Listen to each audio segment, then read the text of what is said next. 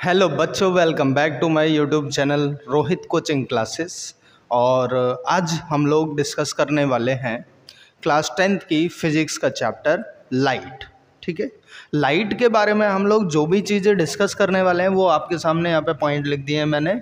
जैसे what is light, nature of light, object और image क्या होते हैं, reflection of light, laws of reflection of light, और प्लेन मिरर से इमेज का फॉर्मेशन किस टाइप का होता है।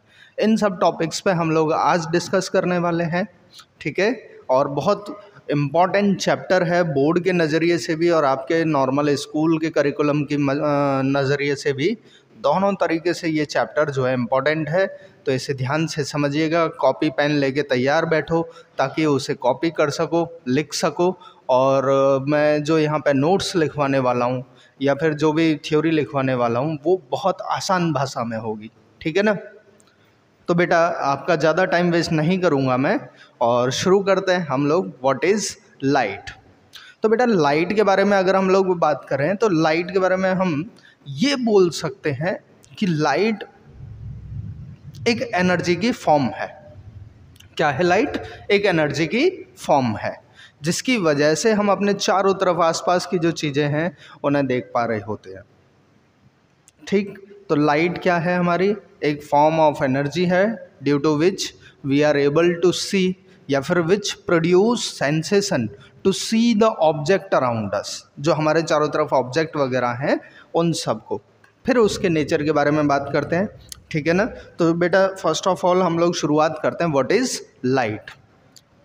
ठीक, यहाँ पे हम लोग लाइट के बारे में शुरू करने वाले हैं। तो हम लोग बोलेंगे कि light is a form of energy which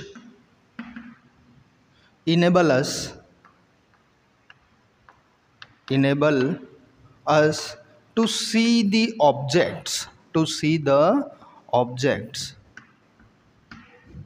around us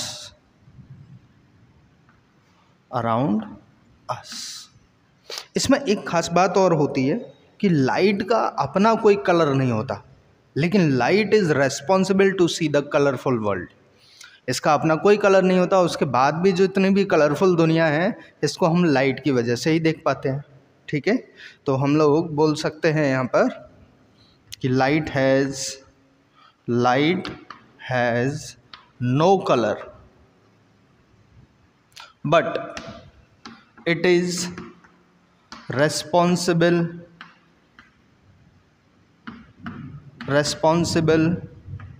to see the objects around us, to see the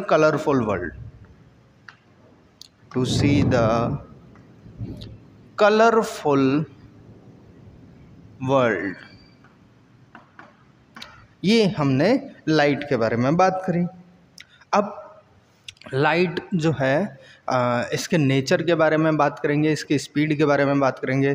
तो लाइट की जो स्पीड होती है वो नेचर में सबसे तेज़ चलने वाली स्पीड होती है। ठीक है ना, इसलिए हम लोग इसको अल्टीमेट स्पीड भी बोल देते हैं।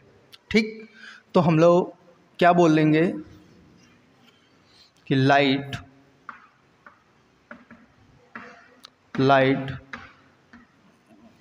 Travel in vacuum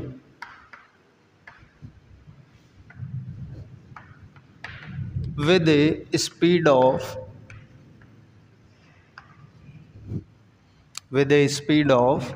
3 × 10⁸ metre per second, या फिर दूसरा मैं इसका बोल सकता हूँ 3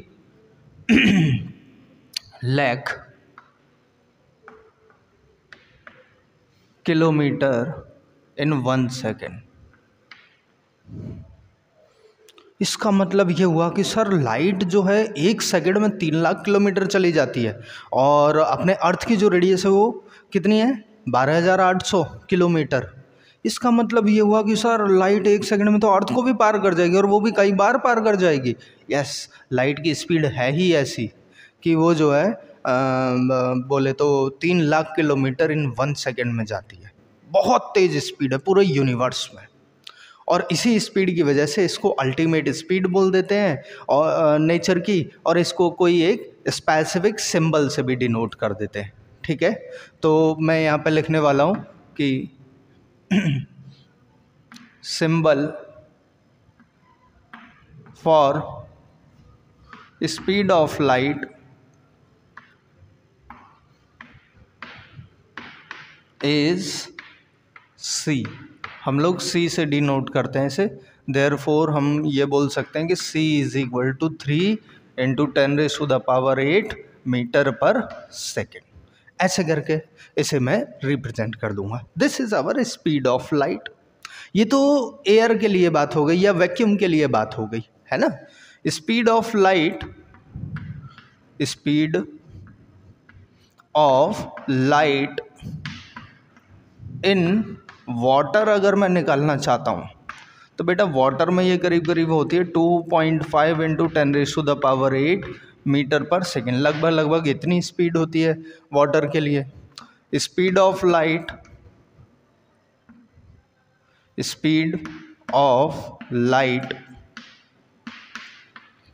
इन ग्लास के बारे में अगर मैं बात करूं तो ये लगभग 2 इंटू 10⁸ मीटर पर सेकेंड होती है। ये स्पीड ऑफ लाइट हो जाती है। अलग अलग मीडियम में अलग अलग स्पीड होती है। हर मीडियम के लिए स्पीड ऑफ लाइट डिफरेंट होगी, सेम नहीं होगी सभी मीडियम के लिए। एयर में या स्पेस में बात करेंगे तो 3 इंटू 10⁸ होगी।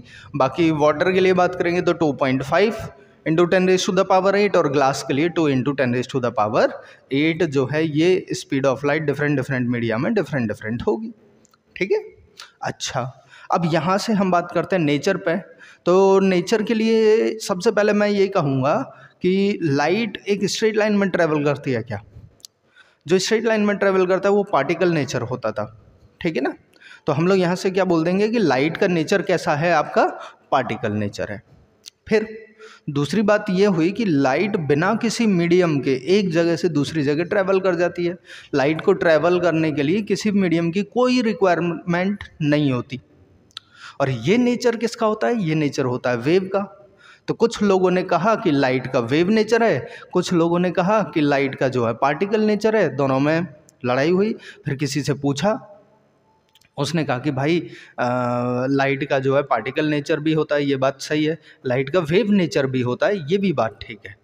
बहुत सारे ऐसे फिनोमिनाज होते हैं जिसे हम लोग पार्टिकल नेचर से नहीं समझ पाते हैं। ठीक है ना, जैसे डिफ्रैक्शन हो गया, इंटरफेरेंस ऑफ लाइट हो गई, है ना। इनको हम लोग नहीं समझ पाते थे जब तक हमें वेव के बारे में जानकारी ना हो, तब तक इसे क्लियर तरीके से हम लोग नहीं समझ पा रहे थे। इसलिए जो है हमने बोला कि लाइट जो है इसके दो नेचर हैं। Light has dual nature, wave nature and particle nature. ठीक है, तो हम लोग यहाँ पे लिख देंगे लाइट हैज़ ड्यूअल नेचर। पहला हो जाएगा आपका क्या? Wave nature. और दूसरा क्या हो जाएगा? Particle nature.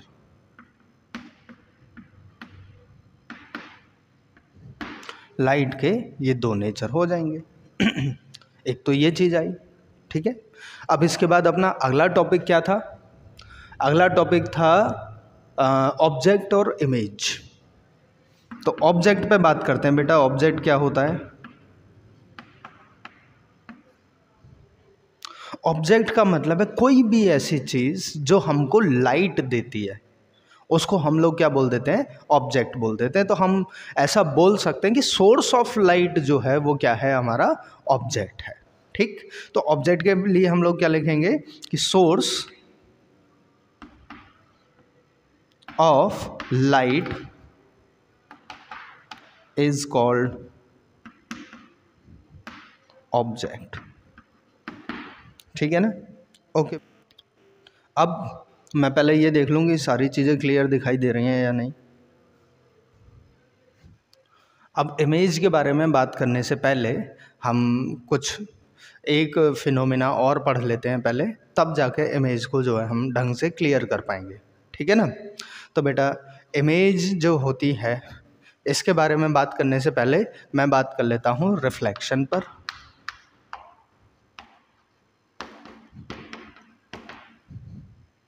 Reflection of light. अगर ये समझ में आ जाएगा तो इमेज क्लियर हो जाएगी, है ना।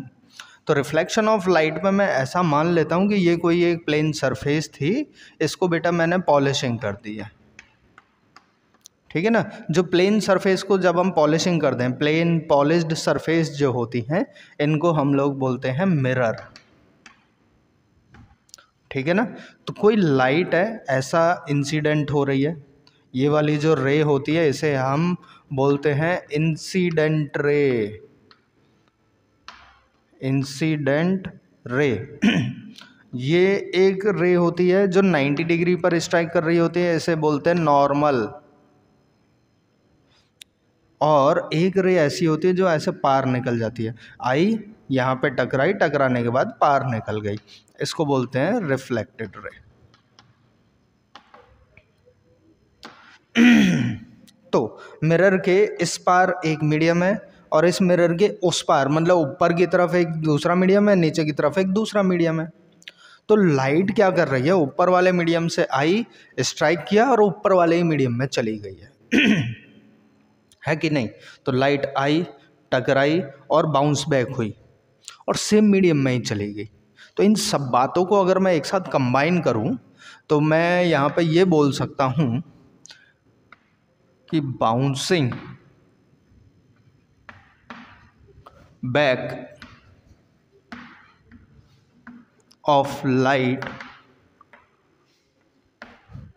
Bouncing back of light from a plane polished surface, ठीक है।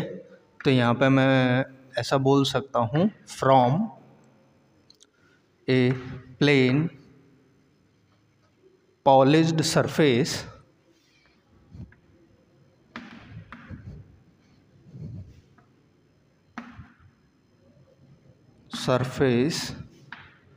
in the same medium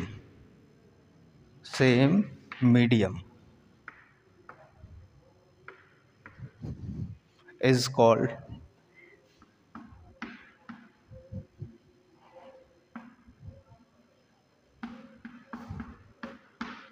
reflection of light. तो लाइट का आना, किसी सरफेस से टकराना और टकराने के बाद उसी मीडियम में वापस चले जाना इज कॉल्ड रिफ्लेक्शन।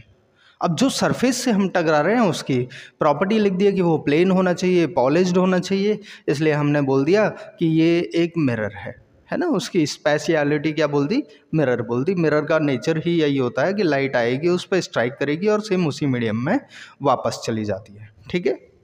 तो ऐसे करके जो है हमने देखा कि रिफ्लेक्शन ऑफ लाइट क्या होता है। रिफ्लेक्शन ऑफ लाइट जो है ये हमारा दो टाइप का होता है, एक बोलते हैं हम लोग रेगुलर रिफ्लेक्शन और दूसरा होता है डिफ्यूज रिफ्लेक्शन या फिर इर्रेगुलर रिफ्लेक्शन, है ना। तो रेगुलर रिफ्लेक्शन के बारे में अगर मैं बात करूं, रेगुलर रिफ्लेक्शन ऑफ लाइट, ठीक है ना। तो इसमें बेटा मैं ये बात कर ले रहा हूँ कि ये एक प्लेन पॉलिश सरफेस थी, इसको ये पॉलिशिंग कर दिया मैंने, मिरर बना दिया है। बहुत सारी इंसिडेंट रेज, एक ऐसे आई, एक ऐसे आई है ना, एक ऐसे आई है। आफ्टर रिफ्लेक्शन ये सारी की सारी रेज देखो, ये पहले आपस में एक दूसरे के पैरेलल हैं, इंसिडेंट रेज आपस में एक दूसरे के पैरेलल थी।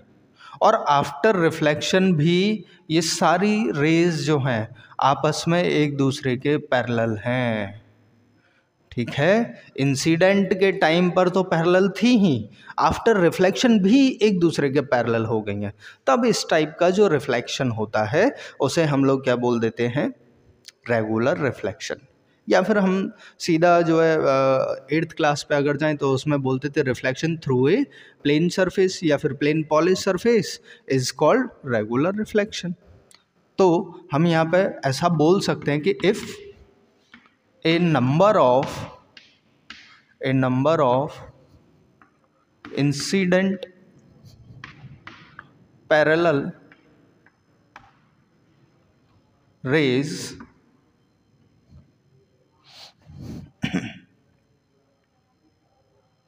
a number of incident parallel rays after reflection through a mirror goes parallel। ठीक है ना, बहुत सारी इंसिडेंट पैरेलल रेज थी। After reflection through a mirror goes parallel, parallel ही चली गई हैं वो सारी। ठीक है ना। Then such reflection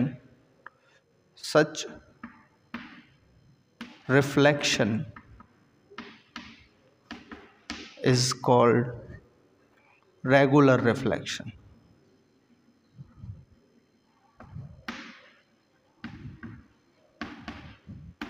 regular reflection. तो इरेगुलर में क्या होगा कि जो सरफेस है हमारी वही इरेगुलर हो जाएगी, इस टाइप से हो जाएगी। इसको पॉलिशिंग कर दे रहे हैं। ठीक है ना बेटा। अब बहुत सारी इंसिडेंट रे फिर से मैं यहाँ पे स्ट्राइक करवा रहा हूँ ये, लेकिन अब क्या होगा कि ये ऐसे चली जाएगी, ये ऐसे चली जाएगी, ये ऐसे चली जाएगी। अब ये जो रेज थी जाने वाली, ये रेज आपस में एक दूसरे के पैरेलल नहीं है। आई तो पैरेलल थी, इंसिडेंट जो हुई वो तो पैरेलल थी, लेकिन आफ्टर रिफ्लेक्शन जो है ये पैरेलल नहीं रही हैं। तो इस टाइप के रिफ्लेक्शन को हम क्या बोल देते हैं, इरेगुलर या फिर डिफ्यूज रिफ्लेक्शन। ठीक है। तो मैं बोल देता हूं कि if incident ray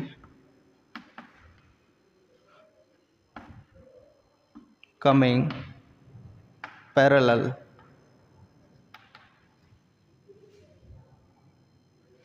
but after reflection reflected rays are not parallel, then such reflection is called irregular या फिर diffuse reflection। एक ये बना था। then such reflection is called diffuse reflection। diffuse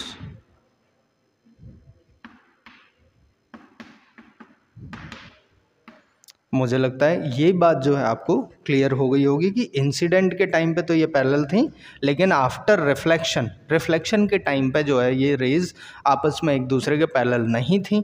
इसीलिए इस टाइप के रिफ्लेक्शन को हम क्या बोल देते हैं, इरेगुलर रिफ्लेक्शन बोलते हैं। इतना कॉपी कर लो। अब मैं बात कर लेता हूँ लॉज ऑफ रिफ्लेक्शन पे कि लॉज ऑफ रिफ्लेक्शन क्या होते हैं।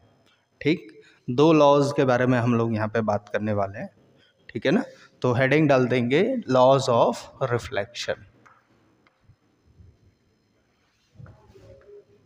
Laws of reflection.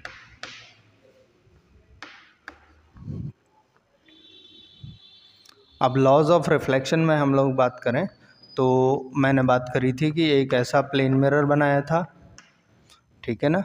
एक नॉर्मल बनाया था, एक इंसिडेंट रे थी और एक रिफ्लेक्टेड रे थी। ठीक है ना। ये हमारा नॉर्मल था, ये इंसिडेंट रे थी। ठीक है ना। और ये रिफ्लेक्टेड रे थी जो रिफ्लेक्ट होके वापस हो रही थी। रिफ्लेक्ट का मतलब ये है ना किसी चीज़ का वापस आना। ओके जी। और ये जो पॉइंट है, इस पॉइंट को हम बोलते हैं पॉइंट ऑफ इंसिडेंस। ठीक है ना। इस पॉइंट को क्या बोल देते हैं, पॉइंट ऑफ इंसिडेंस। और इसे बोल देते हैं हम मिरर या फिर प्लेन मिरर। ठीक है ना। ये कुछ रेज थी, तो ये कुछ एंगल भी बना रही होंगी। एक एंगल बनता है यहाँ पे ये इंसिडेंट एंगल, एक एंगल बनता है ये रिफ्लेक्टेड एंगल। ठीक है ना। तो सबसे पहले हम बात कर लेते हैं इंसिडेंट एंगल क्या होता है। इंसिडेंट एंगल, या फिर कभी कभी इसको एंगल ऑफ इंसिडेंस भी बोल देते हैं। तो इस फिगर से हमें क्या पता चल रहा है कि ये आई जो है इंसिडेंस वाला जो एंगल है, ये कौन सी दो रेज के बीच में बन रहा है? तो इंसिडेंट रे और नॉर्मल के बीच में ही तो बन रहा है। तो इसकी डेफिनेशन क्या बनेगी? The angle formed between incident ray and normal. Incident ray और नॉर्मल के बीच में अगर कोई एंगल बनेगा तो उसे हम क्या बोल देंगे? इंसिडेंट एंगल बोल देंगे। तो मैं इसके बारे में यहाँ पे लिख देता हूँ, दी angle formed between incident ray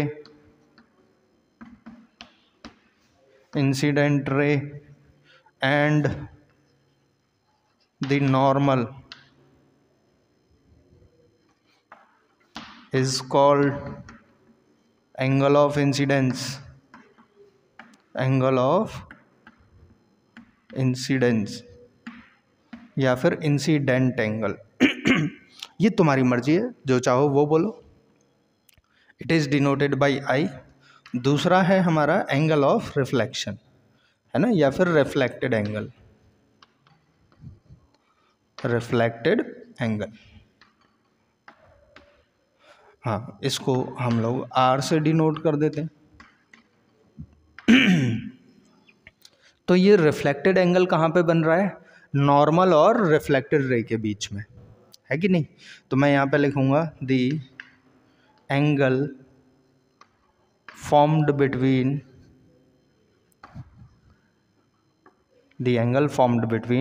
normal and reflected ray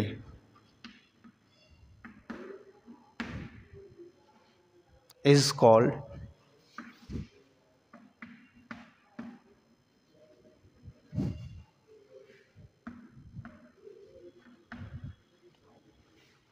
reflected angle. इसको हम रिफ्लेक्टेड एंगल बोल देते हैं। तो यही जो इंसिडेंट एंगल और रिफ्लेक्टेड एंगल हैं, ये आपस में एक दूसरे के इक्वल होते हैं, और इसी लॉ को हम क्या बोल देते हैं? फर्स्ट लॉ ऑफ रिफ्लेक्शन बोल देते हैं। तो फर्स्ट लॉ ऑफ रिफ्लेक्शन में क्या होगा?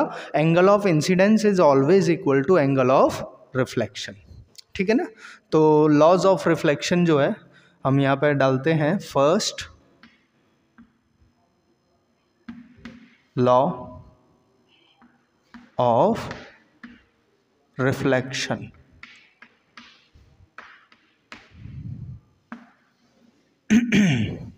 तो मैं इसमें बोलूंगा एंगल ऑफ इंसिडेंस, जिसे हम आई से डिनोट करते हैं, इज ऑलवेज इक्वल टू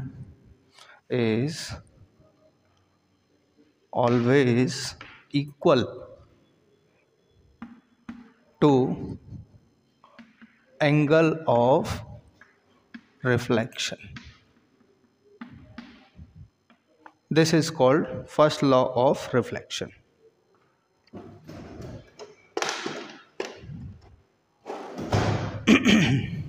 अब सेकेंड लॉ पे बात करें, ठीक है ना? Second law of reflection.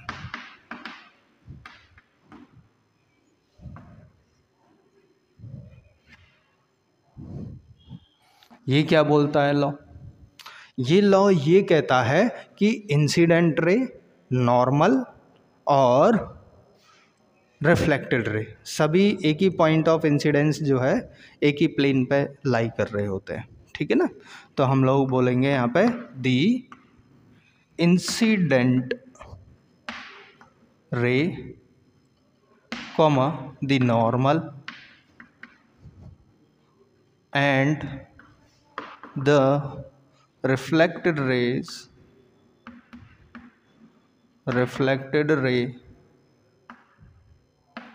on a point of incidence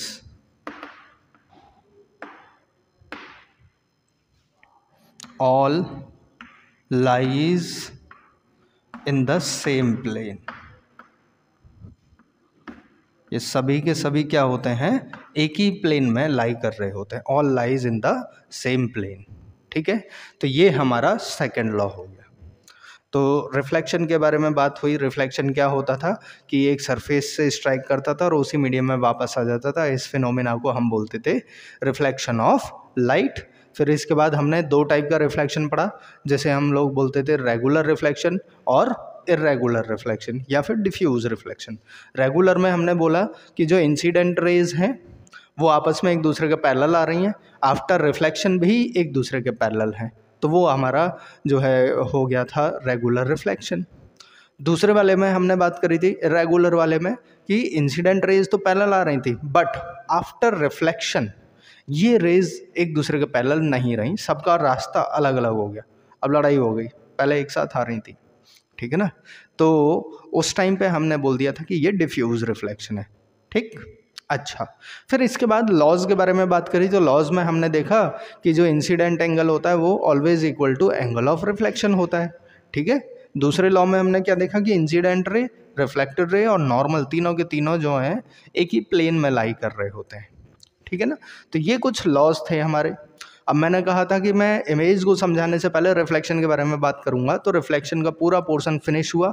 तो अब हम आ जाते हैं इमेज पर कि व्हाट इज इमेज। ठीक है, तो इमेज क्या है? इमेज बेटा it is the intersection, it is the intersection of two reflected rays। दो रिफ्लेक्टेड रेज का इंटरसेक्शन है इमेज। इसका मतलब सर यहाँ पे एक चीज़ और है, लाइट की जो रेज हैं अगर वो एक्चुअल में एक दूसरे को इंटरसेक्ट करेंगे तो वो रियल इमेज होगी। यस, अगर कोई लाइट रे आपस में एक दूसरे को एक्चुअल में इंटरसेक्ट कर रही हैं तो उस टाइम पे जो इमेज बन रही होती है वो हमारी रियल इमेज होती है। और सिर्फ हमको फील हो रहा है ऐसा है नहीं, रियलिटी में वो एक दूसरे, जैसे हम वो देखते हैं ना, क्या नाम है, ट्रेन की पटरियों को देखो दूर से खड़े होके, तो वो हमें पहले होती ऐसी पैरेलल है लेकिन हमको ऐसी दिखाई देती हैं कि जैसे ऐसे जॉइन हो रही हैं, है कि नहीं? क्या हो रही हैं, जॉइन होती हुई दिखाई दे रही हैं कि नहीं, जबकि वो हैं एक दूसरे के पैरेलल। तो ऐसे ही अगर हमें दो रेज आपस में ज्वाइन होती हुई फील हों बट एक्चुअल में ज्वाइन नहीं हो रही हैं, इंटरसेक्ट नहीं कर रही हैं, तो उस टाइम पर जो है क्या नाम है, जो इमेज है वो कैसी बनेगी, वर्चुअल इमेज बनेगी। रियल में इंटरसेक्ट करेंगी तो रियल इमेज बनेगी, और अगर रियल में इंटरसेक्ट नहीं कर रही हैं, ऐसा फील हो रहा है कि इंटरसेक्ट कर रही हैं, तो वो वर्चुअल इमेज बनेगी। ठीक है, तो अब बेटा हम लोग बात कर लेते हैं प्लेन मिरर पर, व्हाट इज प्लेन मिरर और इससे इमेज कैसे बन रही होती है। ठीक है ना, तो प्लेन मिरर, इसके बारे में अगर मैं बात करूं तो कोई भी एक प्लेन सरफेस होगी, ठीक है ना, जिसको हमने पॉलिश्ड कर दिया है, किसी भी मेटल सरफेस से या जिंक सल्फाइड से, जिससे भी पॉलिश कर देंगे। ठीक है ना, तो ये जो बनेगा ये कैसी क्या बनेगा, प्लेन मिरर बन जाएगा। ठीक है ना, तो यहाँ पे हम लिख सकते हैं कि a plane surface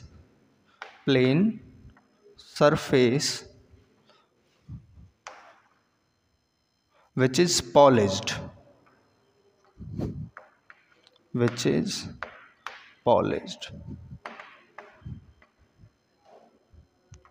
having reflecting nature हो जाएगा इसका, ये हो जाएगा हमारा प्लेन मिरर। ठीक है ना, अब इस प्लेन मिरर से इमेज कैसे बनेंगी उनके बारे में बात करें अगर हम, ठीक है ना, तो बेटा ऐसा करके ये कोई एक प्लेन मिरर बनाया मैंने, ठीक है ना, और ये ऐसा भी नहीं, मैं एक काम करता हूँ, यहाँ पे एक ऑब्जेक्ट रख देता हूँ। ऑब्जेक्ट का मतलब क्या है, ऐसा सोर्स जो लाइट देता हो। अब इससे बहुत सारी रेज निकलती हैं तो हम केवल 2 रेज बनाते हैं, क्योंकि इमेज फॉर्मेशन के लिए मिनिमम 2 रेज रिक्वायर्ड है। ठीक है ना। तो एक रे ऐसे निकल गई जो 90 डिग्री पे स्ट्राइक कर रही है, एक रे इसकी मैंने माना इस टाइप से स्ट्राइक कर रही है, ठीक है ना। थोड़ा सा और ऊपर ले जाता हूँ, ऐसा। तो अगर मैं यहाँ से नॉर्मल ड्रॉ करूँ तो नॉर्मल ड्रॉ करने में वो कुछ ऐसा बनेगा नॉर्मल, ये हमारा इंसिडेंट एंगल आ जाएगा आई, तो जितने एंगल पे ये इंसिडेंट हुई है उतने से ही रिफ्लेक्ट भी होगी, ऐसा। इसे एंगल आर बोल देंगे लॉज ऑफ रिफ्लेक्शन की वजह से।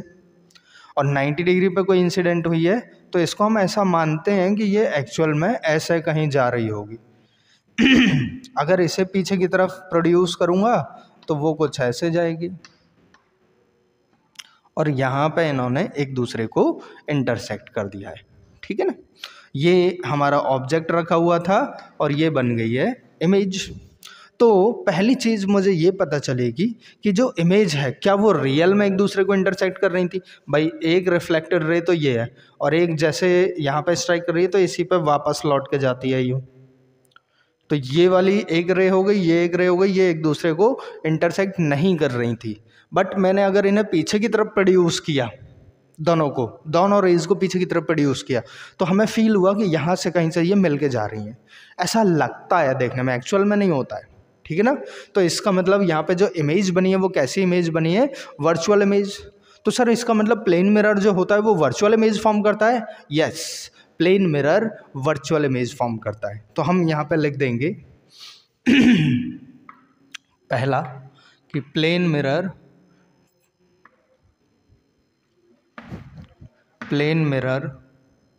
Forms virtual image.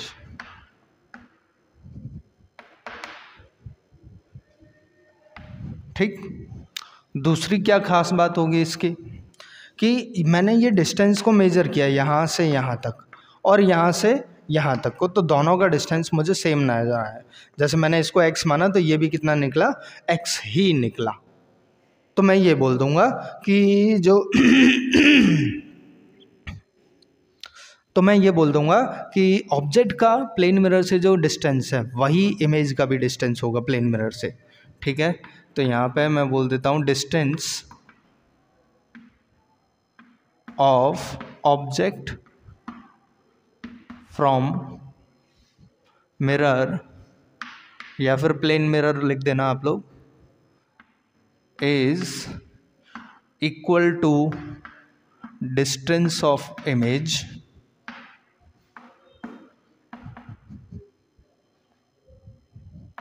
From mirror,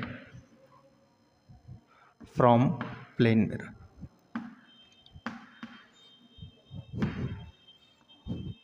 तीसरा नेचर क्या बनेगा, यहाँ पे पॉइंट साइज जैसा ऑब्जेक्ट रखा है तो इमेज भी पॉइंट साइज जैसी ही बनी है। तो मुझे ये भी पता चल रहा है यहाँ से कि जो ऑब्जेक्ट और इमेज का साइज होगा वो भी दोनों का सेम होगा, ठीक है ना। तो यहाँ पे मैं लिख देता हूँ size of object is equal to size of image, ठीक है। ये हो गया। एक बेटा फिनोमिना और है कि ऐसे कोई प्लेन मिरर है, उसके सामने मैंने ऐसे L लिखा तो वो मुझे मिरर में ऐसा दिखाई देगा ठीक है ना। इसको हम लोग बोलते हैं लेटरल इन्वर्जन, ठीक है ना। तो जो इमेज बन रही होती हैं वो कैसी होती हैं, लेटरली इन्वर्टेड इमेज होती हैं। मतलब plane mirror forms laterally inverted image. जो लेफ्ट साइड होती है किसी ऑब्जेक्ट की वो राइट की जगह दिखाई देती है और राइट साइड लेफ्ट की जगह दिखाई दे रही होती है, उसे हम लोग बोल देते हैं लेटरल इन्वर्जन, ठीक है ना, इस फिनोमिना को। तो इसकी फोर्थ प्रॉपर्टी क्या हो जाएगी कि image formed by plane mirror is laterally inverted। जो इमेज बनेंगी वो कैसी होंगी, लेटरली इन्वर्टेड होगी।